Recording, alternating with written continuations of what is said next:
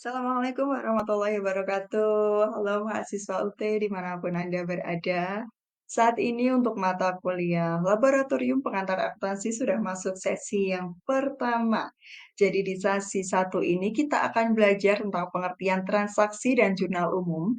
Selain bahan inisiasi, Anda dapat mengerjakan tugas satu mengenai penyusunan jurnal umum. Silahkan dikerjakan tugas Anda pada bentuk PDF, Word, ataupun Excel. Dan jangan lupa untuk dikerjakan secara mandiri ya.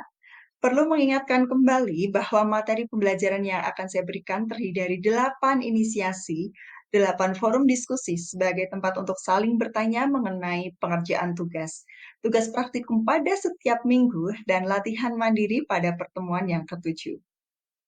Partisipasi dan keaktifan saudara dalam tutorial ini, baik dalam forum diskusi maupun dalam mengerjakan tugas, akan berkontribusi terhadap ujian akhir sebesar 30%. Jadi pada mata kuliah Laboratorium Pengantar Akuntansi ini akan dinilai pada setiap inisiasi adalah keaktifan Anda dalam membuka inisiasi. Dan jangan lupa untuk mencentang bahan yang telah diberikan, serta mengerjakan tugas dengan mengupload tugas Anda pada laman tugas dalam bentuk PDF. Bahan diskusi tidak dinilai untuk mata kuliah Laboratorium Pengantar Akuntansi.